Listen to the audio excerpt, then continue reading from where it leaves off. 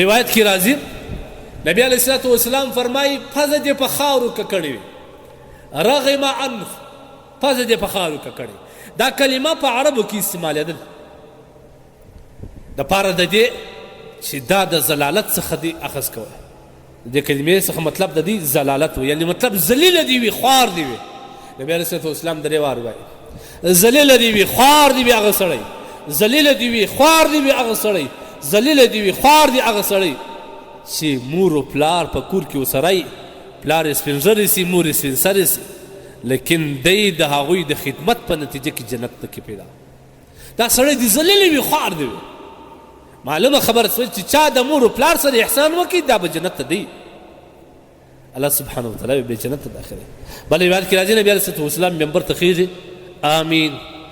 بیا دومې زینې ته خیږي بیا وایي آمین بیا درېمې زینې ته خیږي بیا وایي صحابه وایي یا رسول الله امین دې پر څه وویل چې کله د نبی علیه السلام منبر راشوه سو صحابه پوښتنه کوي وایي د امین دې پر څه باندې وویل نبی کریم صلی الله علیه وسلم ورته وایي جبریل راغلی هغه یو بدعا کول ما امین فرمایي وایي کومه بدعا وه د هغه درو بدعاو څخه یوه بدعا دا وه چې لعنت وي د الله د رحمت څخه دې لرې وي هغه کس چې مور او پلار ورسره وي پلار یې سپین ږیری سي مور یې سپین سرې سي او د هغوی د خدمت څخه جنت نه کوي دغسې ناراضه ده د څخه ولاړه نن څومره ځوانان شته څومره بدبختان شته ما درته وویل چې ان الجنة تحت اقدام الامهات جنت د مور پلار د پښو لاندې دی په دې باره کې علماو یو واقعه نقل کړې زه همیشه وایم دا واقعات د عبرت دپاره حقیقت کې به یې بل خو بیا هم کله کله علماو نقل کړي زموږ پر هغوی اعتماد ده یو د وخت زمانې یو غټ عالم و مدرس شیخ عالم د ده په کور کې مور سره وه کله چې به ماخستن د جومات نه رالی د مور سره به د احسان په خاطر هلته د مور د ځای سره کښېنسي د مور پښې به یې کښېکاږلې چاپي کول به بیا به یې مور په دا حالت کې بیده کړه مور به بیده سو دی بسې ولاړ یو ورځ داسې پېښه وسو ده ته میلمانه راغلی دی دی په کوټه کې د میلمنو سره مصروف سو کله چې ناوخته رالی چې ویې کتل مور یې بیده سوې ده ډېر پریشان ځکه علما په دې قدرداني پوهېږي عام کسان خو نه پوهېږي چې نن مې څومره لوی خدمت ته لاسه ورکړي څومره لویه سرمایه مې نن د لاسه ورکړي چې د مور خدمت دی د مور چپې کېدل دی ما ورته په دې علما پوهېږي ځکه دا شیخ و عالم و مدرس و د حدیث درس یې درلود ډېر طالبان یې درلود نو په دې ډېر پریشان شو خو دا هم نه سوی کولی چې مور بېرته په دا خپله چاپي باندې د خوب راکښېني چې ویې کته د مور پښې په خاورو باندې سپېرې وې د پخوا زمانه نو بیا دا پښې په خپل لاس باندې قرار ورصفا کړې او دا لاس په خپله ږیره داسې راتېر کړې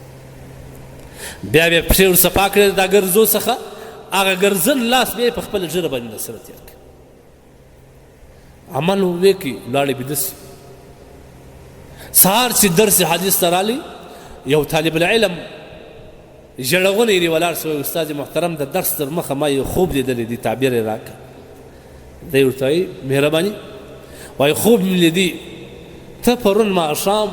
په یو داسې ښایسته باغاتو ماړیو بنګلو کې ګرځېدلې داسې تالاونو چې دردونه ما نه دی لیدلی دا څه شي دی ورته وایي الله پاک جل جلاله به موږ تاسو ته آخرت راسم کړي وایي نه شیخ صاحب بل شی په دغه باغاتو په دې ماڼیو په دې ښایسته ځای کې ته روان وې او ستا په دې ژړې کې یاقوت او زمرد رقم غمي برېښېدل ډېره زیاته ځلایه کول دا څه شي وه شیخ صاحب د سترګو اوښکې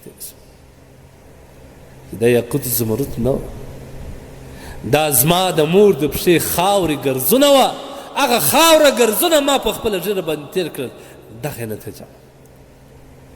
خورې څومره غټه خبره ده مور و پلار سره باید څه وکړو مور و پلار باید خوشحاله سي مور و پلار سره باید ښه احسان وسي د مور و پلار ارزوی وربراسي د مور و پلار علاج وسي د مور و پلار نگهبانی و نگرانی وسي د هغوی د جامو د هغوی د نفقې د هغوی د هر شي بندوبست وسي دا پلار په اولاد باندې ډېر خوشحاله کېږي د هغوی د خرچې بندوبست وسي هر څه باید د ستا په نفقه کې د دې خرچه معلوم وي پټې ورکوه احسان مه پر اچوه که غواړې حدیث کې راځي که څوک دا غواړي چې د ده عمر دی الله سبحانه وتعالی په دنیا کې زیات کړي د ده په رزق کې دي پراخي راولي نو په وسیله رحمي کې دي د مور و پلار سره سلوک کوي دا سړی قطعا الله سبحانه وتعالی نه خوروي دا سړی قطعا الله سبحانه وتعالی د رزق څخه نه محرومه کوي